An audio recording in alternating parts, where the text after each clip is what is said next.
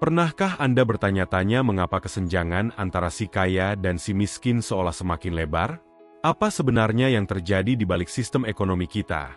Dan bagaimana orang-orang dengan kekuatan finansial besar mempertahankan, bahkan memperluas, kekayaan mereka? Dalam video ini, kita akan membongkar 12 cara yang sering digunakan oleh orang kaya, baik secara sadar maupun tidak, untuk memanipulasi sistem demi keuntungan mereka, seringkali dengan mengorbankan mereka yang kurang beruntung. Ini bukan tentang menyalahkan individu, tetapi tentang memahami mekanisme yang bekerja di balik ketidaksetaraan ekonomi. Mari kita mulai. 1. Eksploitasi tenaga kerja murah. Orang kaya dan korporasi besar seringkali memanfaatkan tenaga kerja murah, terutama di negara berkembang, untuk memaksimalkan keuntungan mereka. Mereka membangun pabrik atau bisnis di daerah dengan upah rendah, di mana pekerja dipaksa bekerja dalam kondisi yang buruk dengan bayaran minim. Hal ini memungkinkan mereka menghasilkan produk dengan biaya rendah, yang kemudian dijual dengan margin keuntungan tinggi. Sementara itu, pekerja terjebak dalam siklus kemiskinan, tanpa akses untuk meningkatkan kualitas hidup mereka. Contoh nyata dari praktik ini dapat dilihat di industri fast fashion, di mana pakaian diproduksi secara massal dengan biaya rendah, tetapi dengan mengorbankan hak-hak pekerja. Banyak dari mereka bekerja berjam-jam tanpa jaminan kesehatan atau keselamatan yang memadai. Ini adalah salah satu cara sistem ekonomi global mempertahankan ketidaksetaraan, di mana keuntungan besar dinikmati oleh segelintir orang, sementara yang lain terus berjuang untuk memenuhi kebutuhan dasar. 2. Manipulasi pasar. Orang kaya dan korporasi besar memiliki kekuatan untuk memengaruhi pasar, baik melalui spekulasi maupun kontrol atas pasokan dan permintaan.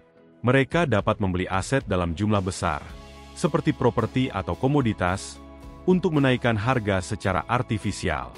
Hal ini membuat orang miskin semakin sulit untuk memiliki akses ke sumber daya yang seharusnya bisa mereka dapatkan dengan harga wajar. Contohnya adalah spekulasi properti di kota-kota besar. Ketika investor membeli banyak properti hanya untuk disewakan atau dijual kembali dengan harga tinggi, harga rumah melambung di luar jangkauan masyarakat biasa. Akibatnya, banyak orang terpaksa tinggal di perumahan yang tidak layak atau terjebak dalam kontrak sewa yang memberatkan. Ini adalah bentuk manipulasi pasar yang memperlebar kesenjangan antara si kaya dan si miskin. 3. Penguasaan media dan informasi. Media massa adalah alat yang sangat kuat dalam membentuk opini publik, dan orang kaya seringkali menguasai media untuk melindungi kepentingan mereka. Dengan mengontrol narasi yang disebarkan, mereka dapat memengaruhi cara orang berpikir tentang isu-isu tertentu, seperti kebijakan ekonomi atau sosial. Ini memungkinkan mereka untuk mempertahankan status quo, di mana kekayaan dan kekuasaan tetap terkonsentrasi di tangan segelintir orang. Misalnya, media seringkali mempromosikan konsumerisme sebagai gaya hidup yang ideal, mendorong orang untuk membeli produk yang sebenarnya tidak mereka butuhkan. Di sisi lain, isu-isu seperti ketidaksetaraan ekonomi atau eksploitasi tenaga kerja jarang mendapat perhatian yang sama. Dengan mengontrol informasi, orang kaya dapat memastikan bahwa sistem yang menguntungkan mereka tetap berjalan tanpa gangguan. 4. Sistem utang yang menguntungkan. Lembaga keuangan, yang seringkali dimiliki oleh orang kaya, menawarkan pinjaman dengan bunga tinggi kepada mereka yang kurang mampu.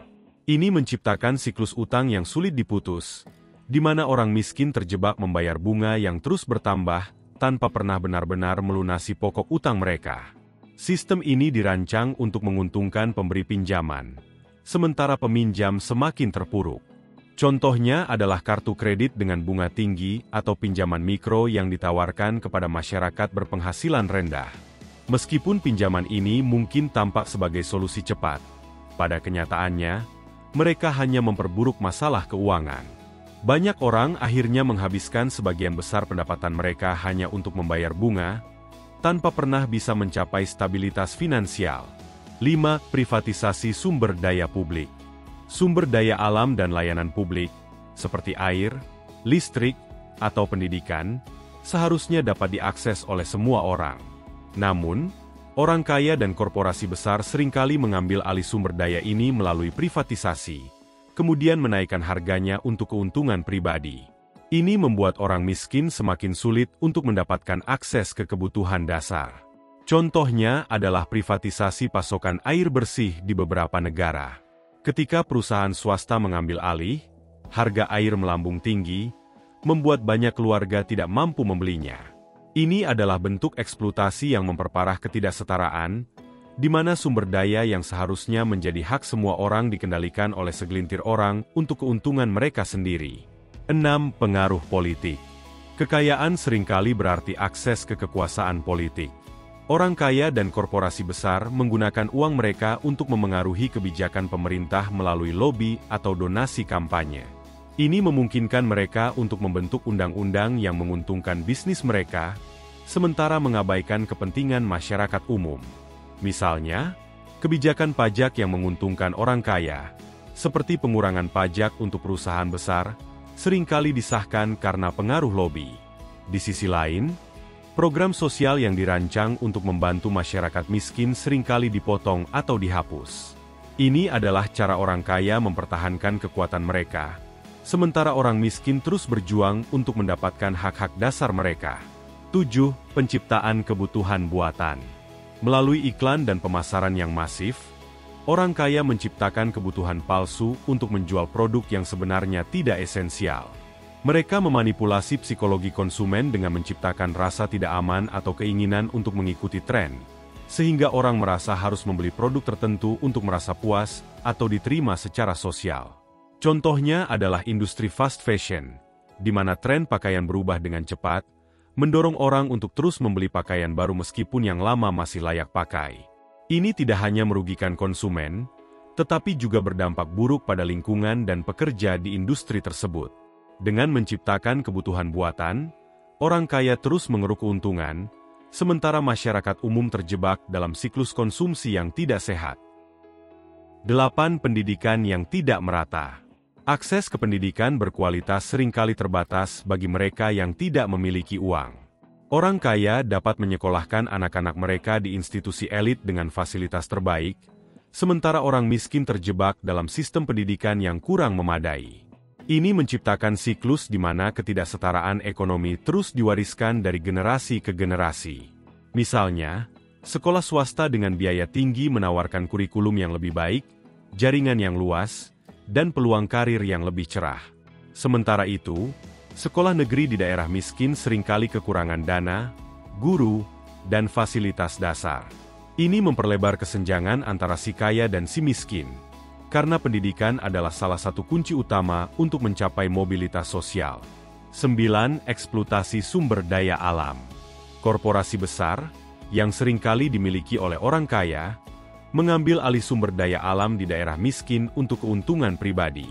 Mereka mengeksploitasi lahan, hutan, atau mineral tanpa memberikan kompensasi yang adil kepada masyarakat lokal, dan seringkali merusak lingkungan dalam prosesnya. Contohnya adalah pertambangan skala besar yang mengakibatkan kerusakan lingkungan dan penggusuran masyarakat adat. Meskipun perusahaan-perusahaan ini menghasilkan keuntungan besar, masyarakat lokal seringkali tidak mendapatkan manfaat yang sepadan. Ini adalah bentuk eksploitasi yang memperparah ketidaksetaraan ekonomi dan lingkungan. 10. Penggunaan teknologi untuk kontrol. Orang kaya dan korporasi besar menguasai teknologi canggih untuk memonopoli pasar atau mengumpulkan data pribadi untuk keuntungan finansial. Mereka menggunakan algoritma dan analisis data untuk memprediksi dan memanipulasi perilaku konsumen, seringkali tanpa disadari oleh pengguna. Contohnya adalah perusahaan teknologi yang menjual data pengguna ke pihak ketiga untuk tujuan pemasaran. Ini tidak hanya melanggar privasi, tetapi juga memungkinkan perusahaan untuk memanipulasi keputusan pembelian konsumen. Dengan menguasai teknologi, orang kaya dapat mempertahankan kekuatan mereka dalam sistem ekonomi yang semakin digital. 11. Menciptakan ilusi mobilitas sosial. Narasi self-made millionaire sering digunakan untuk menyembunyikan ketidaksetaraan struktural. Orang kaya menciptakan ilusi bahwa siapapun bisa menjadi kaya jika mereka bekerja keras. Sementara pada kenyataannya, sistem ekonomi seringkali tidak adil dan menghambat mobilitas sosial. Misalnya, cerita sukses individu yang jarang terjadi seringkali dijadikan contoh, sementara faktor-faktor seperti latar belakang keluarga, akses ke pendidikan, atau koneksi sosial diabaikan. Ini membuat orang miskin merasa bahwa kegagalan mereka adalah kesalahan pribadi, padahal sistem yang tidak adil adalah akar masalahnya. 12. Monopoli dan oligopoli. Orang kaya dan korporasi besar seringkali menguasai pasar tertentu, menghilangkan persaingan dan memaksa konsumen membayar harga tinggi. Dengan memonopoli industri, mereka dapat menetapkan harga sesuai keinginan mereka, sementara konsumen tidak memiliki pilihan lain. Contohnya adalah perusahaan farmasi yang memonopoli obat-obatan penting dan menaikkan harga secara drastis. Ini membuat obat-obatan yang menyelamatkan jiwa menjadi tidak terjangkau bagi banyak orang. Monopoli dan oligopoli adalah cara orang kaya mempertahankan kekuatan mereka, sementara masyarakat umum menanggung biayanya. Ketidaksetaraan ekonomi adalah masalah kompleks yang tidak bisa diselesaikan dalam semalam. Namun, dengan memahami mekanisme di baliknya, kita bisa mulai mengambil langkah untuk menciptakan sistem yang lebih adil. Bagaimana menurut Anda?